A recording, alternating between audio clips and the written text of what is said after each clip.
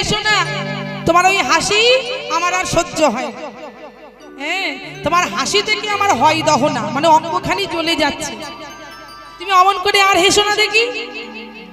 প্রভাতে পরেরও বাড়ি কোন লাজি আইস,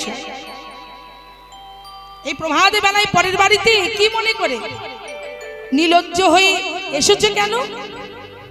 তেমনি নীলাজ হাসি তুমি ওইখানে হাসো। তুমি আমার কাছে অমন করে আর হাসি দেখিও না, আমার হাসি আর সহ্য হচ্ছে না। বিজয়ী বিজয়ী বধূ আইলা কোন কাজে?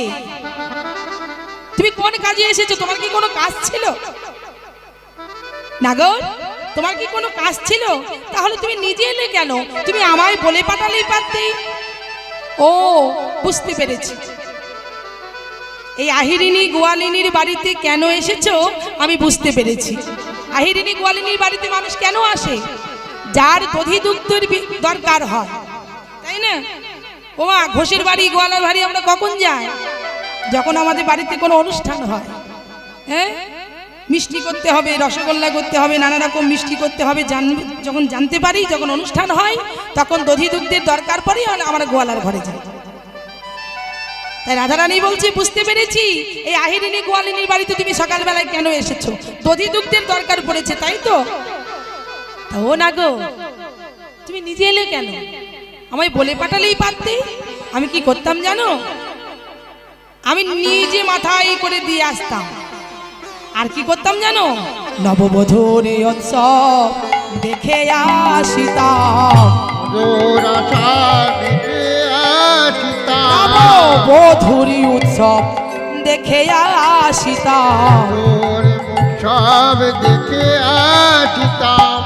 মাথায় বয়ে নিয়ে যেতাম মধুর উৎসব দেখে আসিতাম। মাথায় করে নিয়ে যেতাম মধুর উৎসব দেখে আসিতাম। মাথায় বয়ে নিয়ে যেতাম মধুর উৎসব দেখে আসিতাম। মাথায় করে নিয়ে আসিতাম মধুর উৎসব দেখে আসিতাম।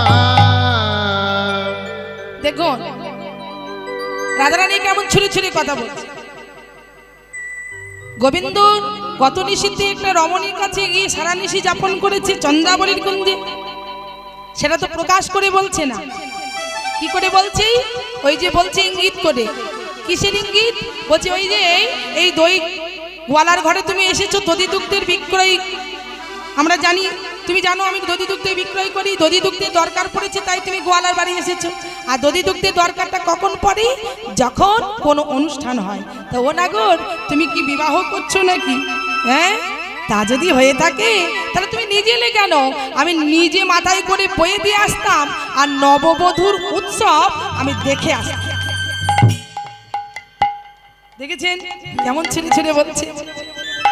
তুমি বিয়ে করছো ঠিকই তো, আমি নিজে মাথায় করে দিয়ে আসতাম আর বধূর উৎসব আমি দেখে আসতাম, যেটা আমরা বউ ভাত বলি। হ্যাঁ, বউ ভাতের একটা অনুষ্ঠান হয় না? তা তেমন ভাবে আমার গোবিন্দকে বলছে নববধূর উৎসব দেখে আসতাম আর মাথায় করে বয়ে দিয়ে আসতাম। তোমার আসার কি দরকার ছিল? কোনো দরকার ছিল না। প্রাণনা, আরো বলি শোনো,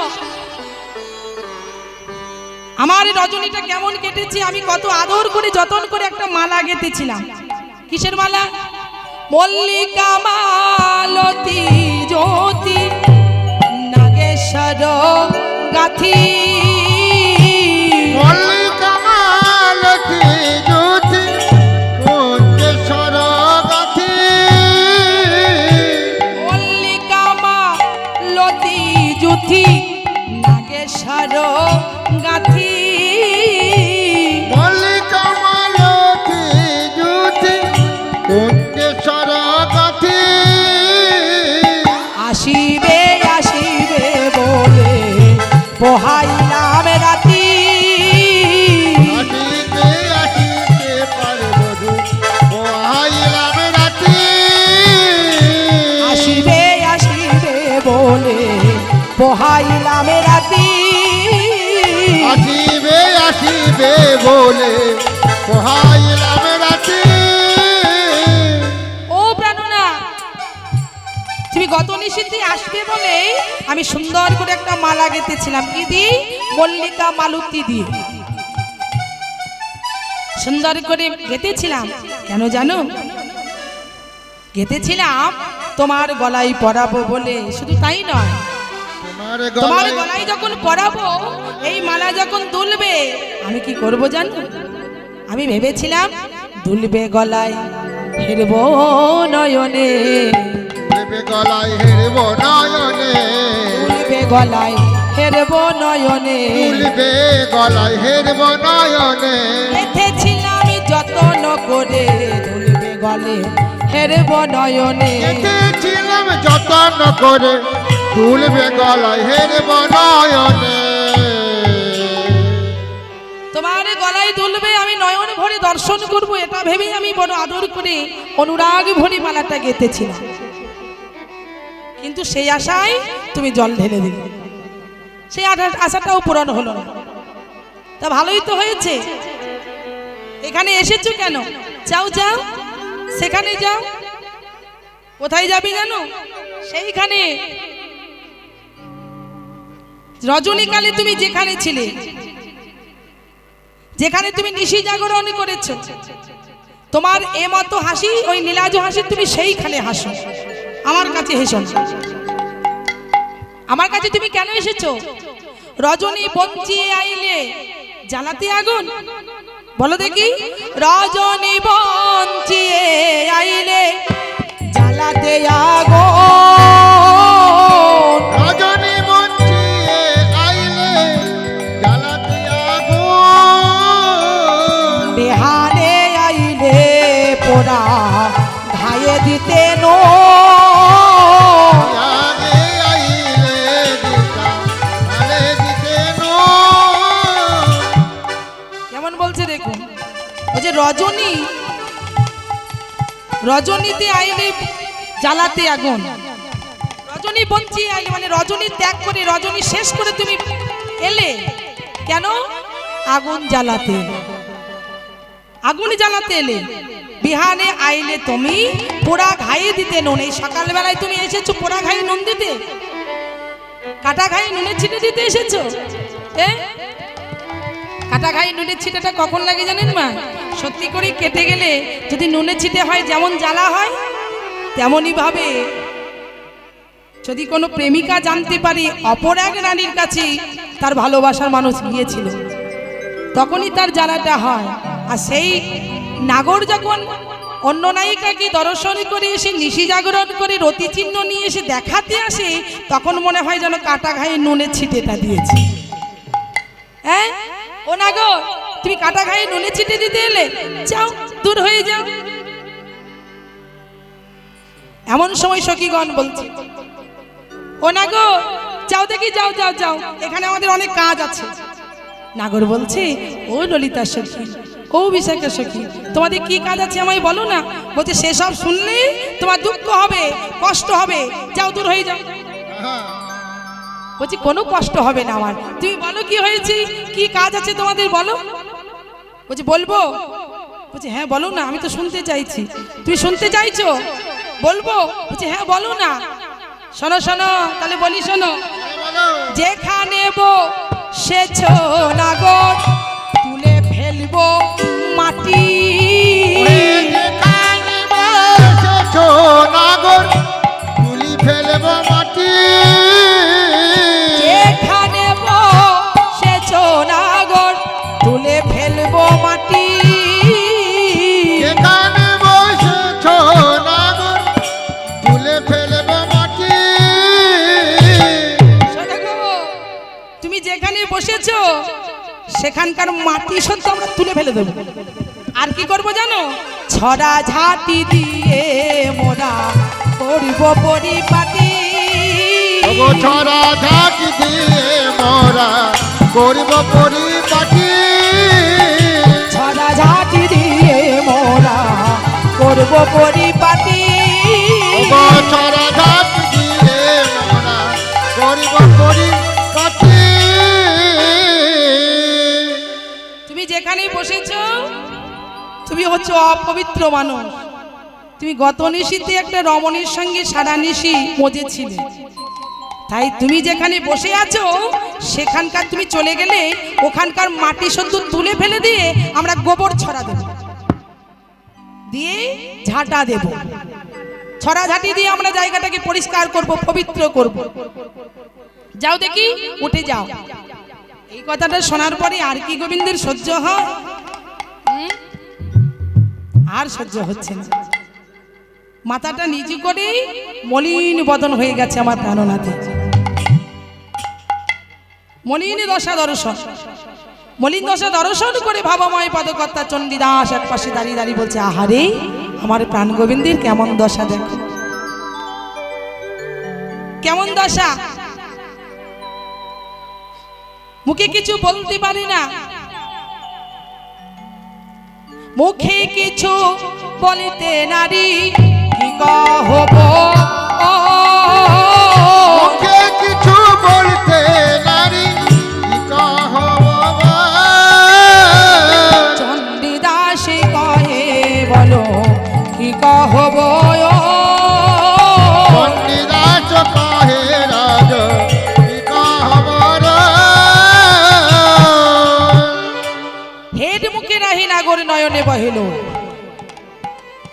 এই কথাটা শোনার পরেই নাগরের মাথাটা হেট হয়ে গেল। শুধু তাই নয়, রাধারানীর কথা শুনে বড় কষ্টও পেয়েছে। কষ্ট পেয়ে হেড মাঝে রহি নাগর নয়নে বহিল, নয়ন ধারায় বরিশন হচ্ছে।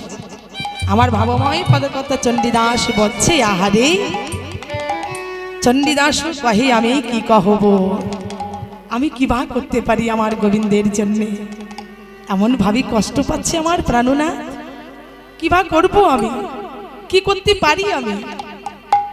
রাধারানীর মুখে এমন কথাটি শুনে আমার গোবিন্দ বলছে, প্রেমময়ী আমাকে আর অপমান করো না, করো না আমাকে এমন করে অপমান। কেন জানো? আমার যে বিধি সেগুলো বললে হয়তো তুমি বিশ্বাস করবে না। কেন জানো? আমারও এ মতো রীতি হইবে কেমনে, এ মতো না কহ ধনে অনুচিত বাণী, অনুচিত বাণী। তুমি না মানিবে ধনী আমি ভালো জানি, তোমারও এ মতো না কহ ধনী অনুচিত বাণী। আমি জানি আমার রীতিগুলো বললেই তুমি বিশ্বাস করবে না, কিন্তু আমি বলি শোনো, সঙ্গত হইলে পরে পাই বড় সুখ, আর অসঙ্গত হইলে আমি পাই বড় দুঃখ।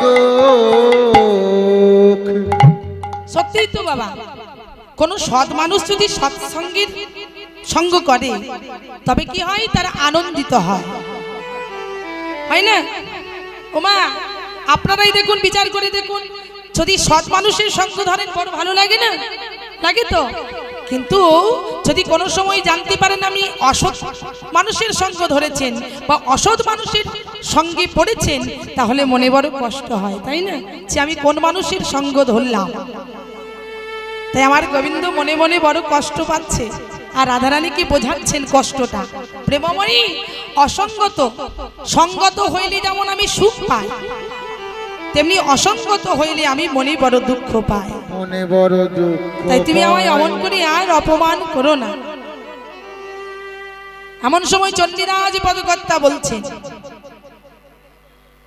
হে ভাবময় গোবিন্দ, তুমি এমন করে দাঁড়িয়ে দাঁড়িয়ে অপমান সহ্য করছো কেন? করো না, করো না। চণ্ডীদাসও কহে যে বা মিথ্যে কথা কবে, সেই সে ঠেকিবে পাবে, তোমার কি বা যাবে।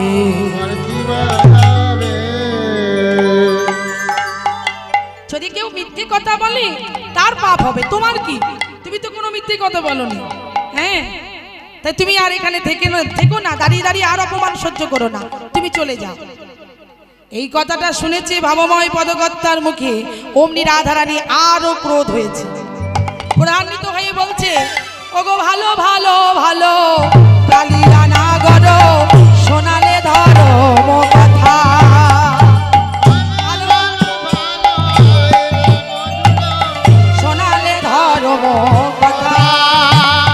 পরের রমণে মজালে যখনই ধর্ম ছিল বা কোথা জনমে জনমে ধর্ম ছিল বা কোথা। রাধারানী এই কথাটা শুনে বলছি ভালো ভালো ভালো কালিয়া নাগর শোনালে ধর্ম কথা। সেই ভাবময় পদকর্তা বললেন যে চণ্ডীদাস বলছে যেবা মিথ্যে কথা কবে সেই সে ঠেকিবে ভাবে তোমার কি বাজাবে। তার মানে রাধারানী কি বলতে চাইছে তুমি মিথ্যেবাদী। রাধারানী ভাবছে আমাকে বোধহয় মিথ্যেবাদী বললো। এই কথাটা শুনে রাধারানী ক্রোধ হয়ে বললেন ভালো ভালো ভালো কালিয়া নাগর শোনালে ধর্ম কথা, তুমি আমায় ধর্মের কথা শোনাচ্ছ? পরেরও রমণী মজালি যখন ধর্ম ছিল বা কথা, ধর্ম ছিল বা তুমি গত কোথা। নিশিতে পরের রমণীকে সারা নিশি মজিয়েছিলে, তার বেলায় তোমার ধর্ম কোথায় ছিল? বলো দেখি কোথায় ছিল? শোনো হে নাগর, চোরের মুখে শুনি ধর্ম কাহিনী, শুনিতে পাইয়ে হাসি, শুনিতে পাইয়ে হাসি, পাবে পুণ্য জ্ঞানে তোমার যতে কো জানো এ বড় জবাসী। অজবাসী। তাই না মা? চোরের মুখে যদি রাম নাম শোনা হয় তাহলে একটু অবাক লাগে, হ্যাঁ? চোরের মুখে যদি ধর্মের কথা শোনা যায় তাহলে একটু অবাক হয়। তাই আজকে আমার গোবিন্দ সে কিনা সাধু সাজছে, গত নিশীতে পরের রমণী মজিয়ে আজকে এসেছে আমাকে ধর্মের কথা শোনাতে। শুনবো কেন? তোমার মুখে আমি ধর্মের কথা শুনবো কেন? তুমি তো নিজেই অপরাধী, তোমার মুখে আমি ধর্মের কথা শুনবো না। যাও যাও, দূর হয়ে যাও। এবার আমার চণ্ডীদাস পদকর্তা আমার সবসময় গোবিন্দের হয়ে কথা বলছে। কি বলছে? চণ্ডীদাস কহে প্রাণনাথ কেন দাঁড়িয়ে আছো? যাও চলি যথা ধর্মের থলি আছে। ধর্মের করি আছে। বলছি দাঁড়িয়ে দাঁড়িয়ে পাপীর কথা না শুনেই যেখানে ধর্মের থলি আছে সেইখানে তুমি চলে যাও। এই কথা শুনে রাধারানী আরো রেগে গেল। বাহ, ভালো কথা বললে তো, হ্যাঁ? ভালোই বললে। তা প্রাণনা যাবার সময় আমার দুটো কথার উত্তর দিয়ে যাও দেখি। বলছি বলো কি উত্তর? বলছে ও প্রাণনা, নীলত পলশ্রী মুখমণ্ডল ঝামর কাহে ভেল। ও প্রাণনা বলো দেখি তোমার বদনে কেন মলিন হলো? বদন কেন মলিন হলো? বদনে কেন মলিন হলো? বদন কেন মলিন হলো? বলো দেখি শ্যাম আমারই আগে বলো বদনে কেন মলিন হলো? বলো বলো হে নাগর, বদন কেন মলিন হলো? বলো হে শ্যাম আমার আগে বলো বদন কেন তোমার মলিন হলো? এবার গোবিন্দের উত্তর দেখুন। ওই যে মদন জরে তনু তাতলো জাগয়ে নিশি গেল। কি বললেন? সারা নিশি জেগেছিলাম, সারা নিশি জেগেছিলাম, সারা নিশি জেগেছিলাম। সারা নিশি জেগেছিলাম। বলছি কেন সারা নিশি জেগেছে কেন? বলছি কেন জেগেছি জানো? জরে জড়িত হলাম, সারা নিশি জেগেছিলাম। জরে জড়িত হলাম, সারা নিশি জেগেছিলাম। বলছি ও ধনী আমার বদন কেন মলিন হলো জানো? গত নিশিতে আমার জ্বর হয়েছিল, মদন জ্বরে তনুতা তোলো জাগয়ে নিশি গেল। আর দেখবেন যখন আমাদের মধ্যে জ্বর হয়, তাপমাত্রা যখন বেড়ে যায়, অনেক সময় দেখবেন কত মানুষ ভুল বকে, বকে না? হ্যাঁ, অনেকগুলো কাঁথা ঢাকা দিলেও যেন মনে হয় তার ঠান্ডা কমছে না। তাই আমার গোবিন্দ বোঝাতে চাইছি বদনটা কেন মলিন হয়েছে না, সারা নিশি জাগরণ করেছি, আমার সারা শরীর জ্বরে জর্জিত ছিল। হ্যাঁ, তাই সারা রাতে জ্বরে আমার সকালবেলায় বদনটা মলিন হয়ে গেছে, ঘুমাতে পারিনি যেহেতু। বলছি তাই নাকি? ঠিক আছে আমি মেনে নিলাম তোমার সারা নিশি জ্বর হয়েছিল, তুমি নিশি জাগরণ করেছো, তাই তোমার বদন মলিন হয়েছে। এইবার বলো তো দেখি, নকনিখারি ক্ষত বিক্ষত দেওল কোন নারী? দেওলোক হ্যাঁ? নারী নকনিখাত মানে নখের দাগ তোমার ওই সারা অঙ্গে কোন নারী দিয়েছে? কোন নারী দিয়েছে? বলো বলো। এইবার আমার গোবিন্দ কি বলছি, কি বলবো ও রাধে, বলছি কণ্টকে তনু, কণ্টকে তনু ক্ষত বিক্ষত তোহে তোহে ধুরতি গৌরী। অর্থাৎ গত নিশীতে যখন তোমার কুঞ্জে আসছিলাম, তোমার কুঞ্জে আসার সময় ওই ঘুমের ঘোরে পদ ভুলে গিয়েছিলাম। ওই পদ ভুলে গিয়ে আমি কাটার বনে পড়েছি। কাঁটার বনে পড়ে গিয়েছিলাম। এবার যেই কাটার বনে পড়েছি ওই কাটাতে আমার অঙ্গ ক্ষত বিক্ষত হয়েছে। কাঁটাতে আমার অঙ্গ ক্ষত বিক্ষত হয়ে গেছে। দেখুন এবার রাধারানী বলছে, প্রাণনাথ তুমি গত নিশীতে পথ ভুলে তুমি কাটার বনে ঢুকেছিলে। এইবার বলো তো দেখি, কাটা গায়ে লাগে না পায়ে লাগে? গায়ে লাগে না পায়ে লাগে? গায়ে লাগে না পায়ে লাগে? গায়ে লাগে না পায়ে লাগে? ও শ্যাম, আপনারাই বলুন না, বিচার করুন। আমি যদি পথে চলে যাই, না জানা পথে যদি যাই, যদি কাঁটা থাকে, সেই কাঁটাটা আমার আগে পায়ে ঢুকবে না আমার অঙ্গে লাগবে? আপনারাই বলুন। তার আগে তো আমার পায়ে লাগবে, তাই না? আগে তো গায়ে নয়। তা রাধারানী বলছে, তুমি পথ ভুল করেছিলে মেনে নিলাম, তা কাঁটাটা তোমার যেই লেগেছে, তা কাঁটা বলো দেখি গায়ে লাগে না পায়ে লাগে? গায়ে লাগে না পায়ে লাগে? গায়ে লাগে না পায়ে লাগে? গায়ে লাগে না পায়ে লাগে? বলো বলো আমার আগে গায়ে লাগে না পায়ে লাগে? আমার ফাঁদে গায়ে লাগে না পায়ে লাগে? বলো দেখি আমার আগে গায়ে কাঁটা গায়ে লাগে না পায়ে লাগে? বলছি মেনে নিলাম। রাধারানী বলছি এটাও মেনে নিলাম যে তুমি পথভ্রমেই কাঁটাটা তোমার গায়ে লেগেছে। এইবার বলো তো দেখি শ্যাম, এইবার বলো তো দেখি, তোমার কপালের যে সিঁদুরের দাগ সেটা কিসের? বলো বলো বলো, সেটা কোথা থেকে এলো? ও মা, আমার গোবিন্দ বোঝাচ্ছে দেখুন। বলছি ওই যে গো, কালকে গোষ্ঠী গিয়েছিলাম, ওই গোষ্ঠী যাওয়ার সময় গিরি গোবর্ধনে গৌরী পূজা করেছিলাম।